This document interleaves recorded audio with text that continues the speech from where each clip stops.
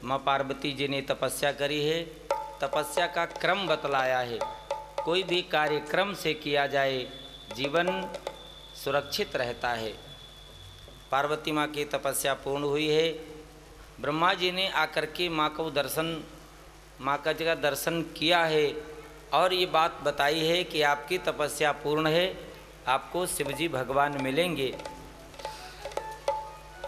गोस्वामी जी ने कथाओं का वर्णन करते हुए एक बात कही, ये माँ सती का चरित्र रहा। पार्वती के रूप में तपस्या करके शिव जी को पाने की योग्यता प्राप्त करके यहाँ तक पहुँची हैं। और अब भगवान शिव जी का चरित्र सुना देता हूँ। शिव जी कहाँ रहते हैं, क्या करते हैं। और उस बात बताई है कि सती जी के जाने के बाद भगवान शिव जी और थोड़े वैराग्य को प्रबल अपना लेते हैं। यद्यपि दिखाने के लिए शिव जी में कोई कमी और कोई ज़्यादा नहीं है, बात हमारे आपके समझ में आ जाए इसलिए ऐसी व्यवस्था बताई है। कहीं पर भगवान की कथा कहते हैं और कहीं बैठकर भगवान की कथा सुनते हैं हमेशा, और फिर भगवान के नाम जपते हैं। ये भगवान शिव जी ने अपनाया है। भगवान शिव जी की भक्ति और तपस्या से भगवान राम जी प्रसन्न हुए हैं, और जब प्रसन्न हुए तो शिव जी के सामने प्रकट होकर के शिव जी का दर्शन किया है। और भगवान शिव जी ने राम जी का दर्शन किया है। आज राम जी शिव जी का दर्शन करते हैं और शिव जी को लगा भगवान ने कृपा करके मुझे दर्शन दिया है। भगवान शिव जी ने व्यवहार के दृष्टि से बात कही, भगवान आपको यदि कोई मेरे लायक कार्य था तो मुझे अपने पास बुला लेना था, मैं उस कार्य को कर देता। हम अब भगवान की कथाओं को अपने लेवल पर, आप और हमारे जीवन की बात कैसे है उस दृष्टि से आपको निवेदन करता हूँ। तो शायद भगवान शिव जी ने ये बात कही, भगवान आप मुझे बुलाए होते। प्रभु मेरे राम जी ने कहा है जिसका कार्य होता है वो चल कर आता है, घर बैठे बुलाकर काम नहीं कराता है। काम मेरा था इसलिए मैं आया हूँ। शिव जी ने कहा भगवान संसार में आपका भी कोई काम? राम जी ने कहा बिल्कुल मेरा काम। बोले कौन सा काम, मुझे बताओ तो सही।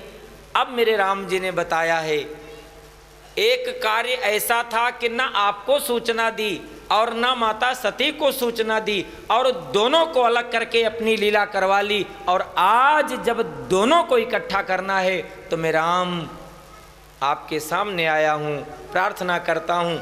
उस दिन तो कुछ नहीं कहा था, उस दिन माया को भेजकर सती के जीवन में प्रेरणा दे करके अपने को पहचानने और आपकी बात मानने से अलग कर दिया, शिव और सती का विच्छेद करा दिया था। लेकिन आज मैं राम आपसे प्रार्थना करने आया हूँ। वही सती राजा हिमांचल की पुत्री बन करके तपस्या करके योग्यता को प्राप्त हुई हैं। हे भगवान शिव मेरे आराध्य, मेरे इष्ट, आप मेरी माँ पार्वती के रूप में हैं, उन्हें स्वीकार कर लें। यद्यपि मैं जानता हूँ आप और मेरी माँ दोनों अलग नहीं, लेकिन संसार के दृष्टि से यदि मेरी लीलाओं को पूर्ण करने के लिए आप अलग हुए तो आज भी मेरी लीलाओं को पूर्ण करने के लिए आप एक हो जाएं। ये मेरे राम जी की प्रार्थना है। और भी व्यवहार की प्रार्थना आपसे कर दूं। व्यवहार की प्रार्थना क्या है? संसार में सभी गृहस्थ में प्रवेश करें, विवाह करें, बहुत अच्छी बात है। लेकिन किसके कहने से? संसार के लोग, संसारी लोग विवाह करते हैं तो काम के कहने से विवाह करते हैं। लेकिन यदि कैलाश पर्वत के उत्तंग शिखर पर रहने वाले देवाधिदेव महादेव भगवान शिवजी विवाह करते हैं तो काम के कहने से नहीं, प्रभु राम के कहने से विवाह करते हैं। प्रभु राम के कहने से विवाह। हम आप संसार में रहकर काम के पूर्ति के लिए विवाह करते हैं, लेकिन शिवजी राम की प्रसन्नता के लिए विवाह करते हैं। भगवान शिव जी ने स्वीकृति दे दी है और मानो राम जी के आदेश का पालन कर लिया है। भगवान ये तो कार्य मुझे करना ही चाहिए। राम जी वहाँ से चले जाते हैं और जैसे राम जी जाते हैं उसी समय सप्तऋषि भगवान शिव जी के पास आते हैं। एक और बीच की कथा सुनाते हुए वर्णन किया है। बोले क्या? बोले उसी समय संसार में घटना घटी है। तारक नाम का असुर हुआ है, इंद्र को भगाकर इंद्रासन ले लिया है। देवता दुखी हुए, ब्रह्मा जी को अपनी जन्म कुंडली दिखाने गए और ब्रह्मा जी से कहते हैं आप जानते होगे इस बार भी मुझे मेरा राज्य कैसे मिलेगा? तो ब्रह्मा जी ने कहा मैं जानता हूँ। बोले कैसे मिलेगा? तो ब्रह्मा जी ने कहा इस बार तुम्हें राज्य मिलेगा, शिव जी के घर में जब कोई संतान जन्म लेगी और उसको सेनापति बनाओगे, वही तारकासुर को मारेगा। देवताओं ने कहा फिर मैं ये समझ लूं कि अब मुझे देवताओं का अपना राज्य नहीं मिलना। इंद्र ने कहा मैं विचार करके निश्चय कर लूं कि मुझे इंद्रासन नहीं मिलना। ब्रह्मा जी ने कहा नहीं मिलना है। बोले कैसे? बोले लिखा है।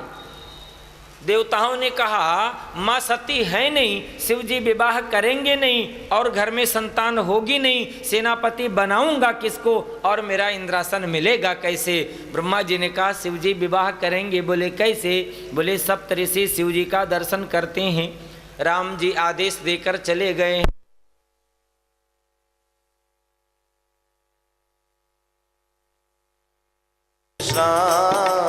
कृष्णा कृष्णा हरे। देवता लोग प्रसन्न हुए, भगवान शिव जी के पास जा करके माँ पार्वती जी के साथ विवाह की प्रार्थना करने लगे। भगवान शिव जी ने कहा है देवताओं आप ये बताओ आप इतने प्रसन्न क्यों हैं और आप सभी लोग यहाँ भला आए किस लिए हो? देवता लोग दूसरे का मुंह देखने लगे। शिव जी ने कहा कहना तो पड़ेगा, बताना तो पड़ेगा। देवताओं ने भगवान शिव जी से एक बहुत बड़ी बात कही है और वो भी क्या? देवता लोग कहते हैं हे बाबा भोलेनाथ, हम देवता लोग बहुत दिन हुआ कभी बाराती नहीं गए हैं, बारात में जाना चाहते हैं। तो शिव जी ने कहा ये बारी बारी से एक एक देवता विवाह कर लो। देवताओं ने कहा नहीं। बोले फिर? बोले हम लोग अपने बराबर वाले के बारात में तो गए लेकिन अपने दादा के बाराती में बोलो सीताराम जी भगवान की जय। निज नयनन देखा चाहूं नाथ तुम्हार विवाह, निज नयनन देखा चाहूं, हम देवता लोग अपनी आंखों से आपका विवाह देखना चाहते हैं। भगवान शिव जी ने कहा चलो फिर, लेकिन ये बताओ मैं विवाह किसके साथ करूं? बोले माता पार्वती जी के साथ। बोले मैं तो तैयार हो जाऊं लेकिन वो तैयार हैं कि नहीं मालूम कैसे चले? सप्तऋषि लोग शिव जी का आदेश पाकर मैया के पास गए हैं, माँ को वंदन किया है। साक्षात आद्य शक्ति पर अम्बा तपस्या की मूर्ति का दर्शन करते हैं और परीक्षा लेते हैं। परीक्षा लेते समय सांसारिक दृष्टि से न जाने कितना कुछ वार्तालाप किया है और परीक्षा में कई बार बहुत अच्छे प्रश्न नहीं पूछे जाते और जब प्रश्न ही अच्छा ना हो तो उसका उत्तर कैसे अच्छा होगा? सप्तऋषियों ने बड़ा अजीबोगरीब प्रश्न किया।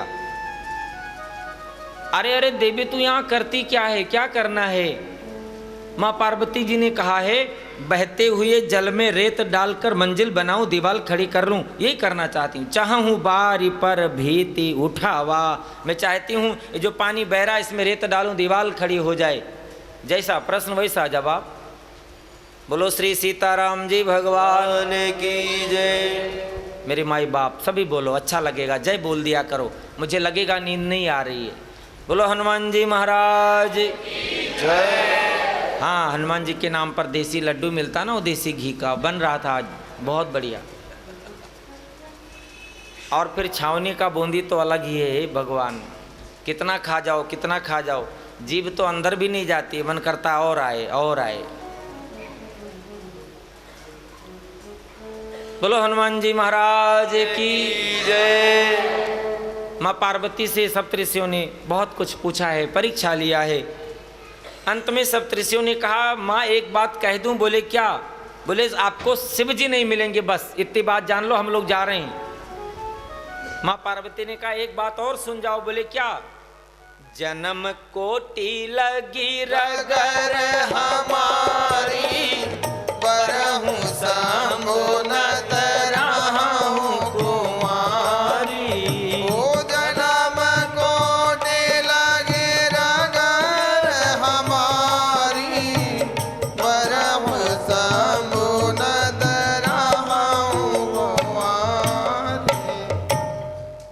सप्तऋषियों ने लौट करके माँ को वंदन किया है और अपनी बात बता दी, माँ हम तो आपकी संतान हैं, भगवान शिवजी प्रसन्न हो जाएं, देवताओं को उनका राज्य मिल जाए, इसलिए ये कार्य करने आए थे, मुझे क्षमा कर देना, हम निमित्त हैं।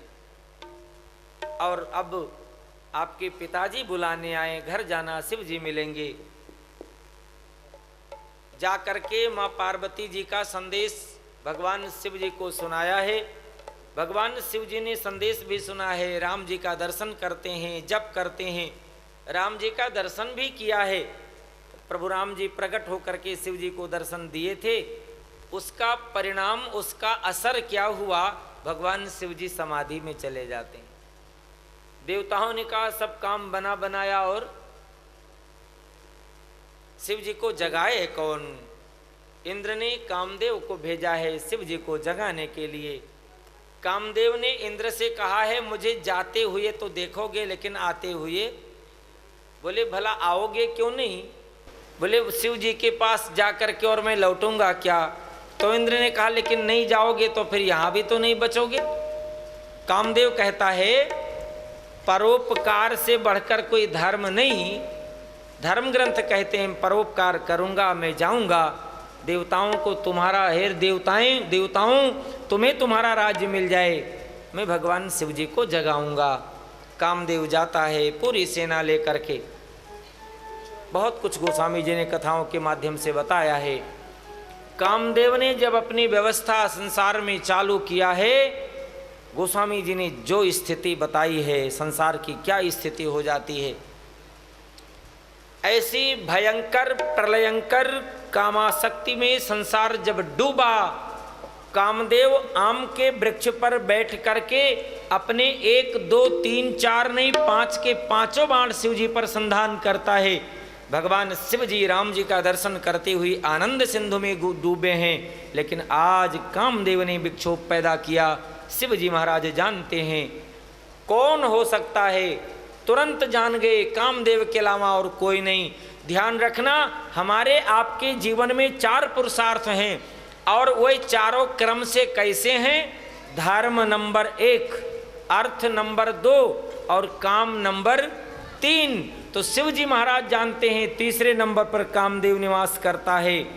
धर्म वाले आंख को रहने दो, अर्थ वाले आंख को रहने दो, लेकिन आज कामदेव ने मुझे जगाया है, इसलिए तब शिवती नयन उगारा चितवत काम भयमु जरि झारा। ओ तब शिवती नयन उगारा चितवत काम भयमु जरि झारा। भगवान शिव जी ने काम को देखा, जलाकर समाप्त कर दिया है। ध्यान देना, अभी थोड़ी देर बाद हम आप कथा सुनेंगे। काम को नारद जी भी देखते हैं, लेकिन वे जलाकर समाप्त नहीं करते। कामदेव को जब नारद जी ने देखा तो पीठ सहलाकर उसे छोड़ दिया है। बहुत सी चीज़ें संसार में हैं जो छोड़ने योग्य नहीं, उन्हें जीवन में दबाकर रखने में ही भलाई है। शिव जी ने कामदेव को जलाकर भस्मीभूत किया। देवता प्रसन्न हुए। कामदेव की पत्नी रति दुखी होकर शिव जी से प्रार्थना करती है। शिव जी बड़े कृपालु हैं, थोड़ी देर में नाराज तो हुए, लेकिन नाराज कभी होते हैं और प्रसन्न हमेशा होते हैं। जल के चढ़ाए जमलोक से बचावत हैं, चंदन चढ़ाए 14 लोक बख्शीस देत, हर हर के कहे से हर कष्ट को मिटावत हैं, और गाल के बजाए वो निहाल कर देते हैं। भगवान शिव जी ने जैसे ही रति को रोते हुए और प्रार्थना करते हुए सुना है, शिव जी ने कहा एक वरदान देता हूँ। बोले क्या? बोले जब जदुवंश कृष्ण अवतारा होई है हरण महामहिमा। ओ कृष्ण तनय होई हण पति तोरा, वचन अन्यथा होई ना मोरा। रति को वरदान मिला, चली जाती है। देवता लोग प्रसन्न होते हैं। शिव जी जागे हैं, फिर से आंख न बंद कर लें, जल्दी से व्यवस्था करी है। महाराज राजा हिमांचल के यहाँ गए हैं, लग्न पत्रिका लेकर आए हैं। ब्रह्मा जी के हाथों में लग्न पत्रिका दी है। और शिव जी के पक्ष से ब्रह्मा जी को आयु में वृद्ध बना करके बैठा दिया है। शिव जी का विवाह हो, ब्रह्मा जी लग्न पत्रिका न लें, तो भगवान की कथा सुनने के बाद संसार में बालकों को लगेगा शिव जी ने अपनी पत्रिका पकड़ ली थी, मैं भी अपना विवाह अपने आप कर लूं। बोलो श्री सीताराम जी भगवान की। इसलिए आज तो भगवान शिव जी के विवाह में ब्रह्मा जी को लग्न पत्रिका पकड़ाई है। यद्यपि शिव जी के कोई माता पिता हैं क्या? शिव जी अजन्मा हैं, जन्म नहीं लेते, शिव जी शरीर नहीं बदलते। प्रलय हो जाए, कुछ हो जाए, शिव जी की काशी नगरी का व्यवस्था वही रहता है, धर्म ग्रंथ कहते हैं। ब्रह्मा जी ने लग्न पत्रिका ली और शिव जी को प्रसन्न करते हुए पूछा है, लग्न पत्रिका पढ़ के सुनाऊं? बोले हाँ। बोले इसमें विवाह की तैयारी करो, अभी अभी विवाह करने का मुहूर्त है। बोले कैसे? बोले चट्ट मंगनी और हाँ, ये तो याद ही होगा। बोलो सीताराम जी भगवान की। भगवान शिव जी को दूल्हा बनाना है, अद्भुत अद्भुत दूल्हा। संसार में आज वो दूल्हा बनने जा रहे हैं, कौन? जिनका कभी जन्म नहीं होता, जिनकी मृत्यु नहीं होती, जो जन्म और मृत्यु से पार करने वाले हैं, जन्म मृत्यु से छुटकारा देने वाले, ऐसा देवता दूल्हा बनने जा रहा है। अरे बाबा गोस्वामी जी से पूछा गया, आप जरा सावधानी से बताओ, दूल्हा बने तो किसका मौर पहनते हैं, किसका बाजूबंद पहनते हैं, कौन से कमर में लगाते हैं करधनी, पाँव में क्या पहनते, वस्त्र क्या पहनते, जनेऊ क्या पहनते, करते क्या हैं? बाबा की लेखनी चली, बोल पड़े, शिवहि शंभु गण करहि सिंगारा जटा मुकुट यहि मोर सवारा। शिवहि शंभु गण करहि सिंगारा जटा मुकुट यहि मोर सवारा। ओ कुंडल कांकन पहिरे ब्याला कन विभूति पटके हरि भाला। भगवान शिव जी दूल्हा बनने लगे। शिव जी का श्रृंगार कौन करता है? शिवहि शंभु गण करहि सिंगारा। अच्छा, शिव जी के गण श्रृंगार करते हैं? बोले हाँ। बोले भला क्यों? बोले कोई दूल्हा बने और दूल्हे को गांव वाले समाज के पड़ोस के सजाएं तो बात अच्छा लगेगा क्या? दूल्हे को घर वाले सजाएं, इसलिए शिव जी को कौन सजाता है? बोले शिव जी को शिव जी ही शंभुगन करहि सिंगारा जटा मुकुट अहि मोर संवारा। आज तो नख से लेकर सिख तक, सिख से लेकर नख तक केवल और केवल नागों को, कालों को लपेट दिया है। देवताओं ने कहा भगवान आपको अपनी पुत्री का विवाह आपके साथ भला कौन करेगा? शिव जी ने कहा क्यों, आपको शंका हो रहा है क्या? बोले हाँ। बोले क्यों नहीं करेगा? बोले देखेगा जिसके गले में, जिसके सिर में, पाँव में, अंग प्रत्यंग में एक एक काल लिपटा है, भला उसके साथ कौन पुत्री का विवाह करेगा? शिव जी ने कहा यही तो समझने की बात है, जो मेरे दर्शन करते हुए इन काल का दर्शन करेगा उसे मालूम चल जाएगा जिसके अंग अंग में काल लिपटा है वो कालों का काल महाकाल हो सकता है। बोलो महाकाल भगवान की जय। और वो निश्चिंत हो जाएगा कि यहाँ किसी की मृत्यु नहीं होनी। जहाँ काल को भी शरणागति मिलती है, जहाँ काल को भी रहने की जगह मिलता है, भला उसके साथ विवाह करने में कहाँ देर लगेगा। भगवान शिव जी का अद्भुत श्रृंगार किया है। बहुत कुछ ना कहूँ, समयाभाव में शिव जी का श्रृंगार हुआ और बारात चलती है। बारात कैसी है? को मुखहीन विपुल मुख काहू। गोस्वामी जी ने कहा है को मुखहीन विपुल मुख काहू। कितना अद्भुत बारात है। ऐसी बारात आ जाए तो हमें सीढ़ियों से उतरने का रास्ता भी मिलेगा कि भगवान जाने। जब बारात चली है, किसी एक महापुरुष ने, किसी एक व्यक्ति ने अपनी भाषा में बात कही है, लेकिन उसे लगा कि शायद ये बात बहुत अच्छी लोगों को न लगे तो अपना नाम, अपना छाप नहीं लगाया। किसी के द्वारा गाया सुना हुआ एक 2 लाइन का मनोरंजन की दृष्टि से। शिव जी की बारात है और बारात में कभी कभी मनोरंजन चलता है। संत महापुरुषों से प्रार्थना, निवेदन, क्षमा प्रार्थना, 2 लाइन मनोरंजन करते हुए शिव जी की बारात कैसी है दर्शन करें। अरे ऐसन बरतिया न देखो अब तक जिया करे धक्का धक, जिया करे धक्का धक। ऐसन बरतिया न देखो अभी तक जिया करे धक्का धक, जिया करे धक्का धक। ओ ऐसन बरतिया न देखो अब तक जिया करे धक्का धक, जिया करे धक्का धक। ऐसन बरतिया ना देखो अभी तक जिया करे धक्का धक, जिया करे धक्का धक। काहू के पैर नाही काहू के बहुते, काहू के पैर नहीं काहू के बहुते, काहू के पैर नाही काहू के बहुते। काहू के पैर नहीं काहू के बहुते। जकरा के पैर नाही दौड़े जरा पट, जिया करे धक्का धक, जिया करे धक्का धक। जकरा के पैर नहीं दौड़े सरा पट, जिया करे धक्का धक, जिया करे धक्का धक। ओ ऐसन बरतिया ना देखा अब तक जिया करे धक्का धक, जिया करे धक्का धक। ऐसन बरतिया ना देखो अभी तक जिया करे धक्का धक, जिया करे धक्का धक।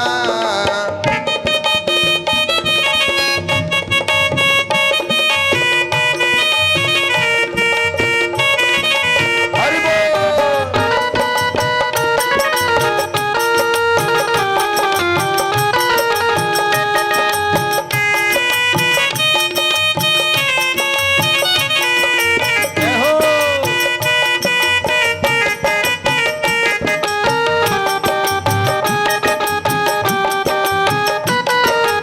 काहू के पेट नहीं काहू के मुख नहीं काहू के बहुते। काहू के मुख नहीं काहू के बहुते। काहू के मुख नाही काहू के बहुते। काहू के मुख नहीं काहू के बहुते। हरि चक्रा के मुख नाही खाए गप गप, जिया करे धक्का धक, जिया करे धक्का धक। ओ जकरा के मुख नहीं खाए फटाफट, जिया करे धक्का धक, जिया करे धक्का धक। ओ चक्रा के मुख नाही खाए शराब, जिया करे धक्का धक, जिया करे धक्का धक। ओ जकरा के मुख नहीं खाए फटाफट, जिया करे धक्का धक, जिया करे धक्का धक। हरि ऐसन बरतिया ना देखा अब तक जिया करे धक्का धक, जिया करे धक्का धक। ऐसन बरतिया ना देखा अभी तक जिया करे जरा दंड, जिया करे धक्का धक।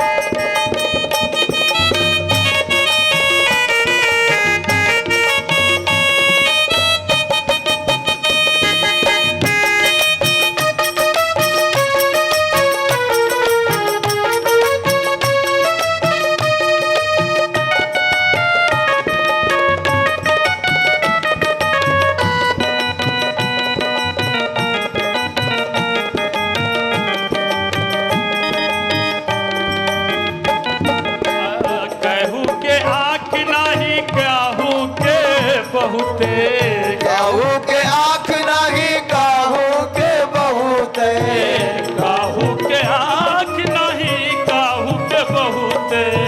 काहू के आँख नहीं काहू के बहुते। हरि चक्रा के आँख नाही मारे कच्चा कच्च, जिया करे धक्का धक, जिया करे धक्का धक।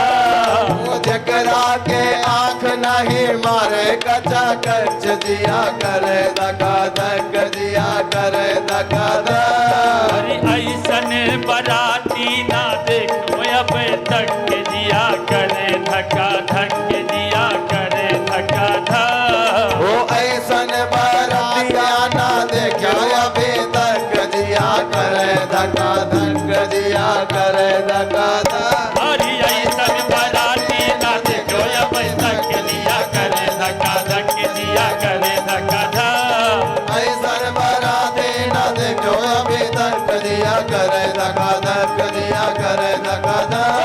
ऐसन बराती ना देखा अब तक जिया करे धक्का धक जिया करे धक्का धक। ऐसन बराती ना देखो अभी तक जिया करे धक्का धक जिया करे। हर हर महादेव। लगता है बहुत लोग थक गए, इसमें से हाथ उठाकर हर हर महादेव शिव जी की बारात में हर हर महादेव। बाराती में तो एक ही महापुरुष नजर आ रहे थे सामने, बोलो गौरी शंकर भगवान की जय। बहुत कुछ ना निवेदन करते हुए बारात राजा हिमांचल के यहाँ पहुँची है। जानते हैं व्यवहारिक दृष्टि से सबसे पहले बारात देखने के लिए बालक वृंद आते हैं। यहाँ भी बारात और दूल्हे को देखने के लिए बालक वृंद आए हैं, लेकिन वे बालक वृंद जल्दी से भाग भाग के अपने घर गए। अपने मैया बाप से कहते हैं एक काम करो। बोले क्या? बोले अंदर से दरवाज़ा बंद कर लो। बोले भला क्यों? गोस्वामी जी ने बड़ी सुंदर बात कही। बालक लोग छोटे छोटे अपने माता पिता से तोतली भाषा में बोलते हुए कहते हैं दरवाज़ा बंद कर लो, जिंदा रहेंगे तो फिर कोई दूल्हा देख लेंगे। बोलो गौरी शंकर भगवान की जय। भगवान की कथा है, भगवान की लीला है। मैया मैना परछने के लिए जाती हैं। भगवान शिव जी का दर्शन किया है, समझ नहीं पाती हैं। सांपों ने जैसे फुफकारा है, माँ के हाथों से आरती गिर जाती है। माँ वहाँ से दौड़कर भाग कर जाती हैं। मैया पार्वती को गोदी में लेकर रोने लगती हैं। नारद कर मैं काह बिगारा ओ नारद कर काह बिगारा।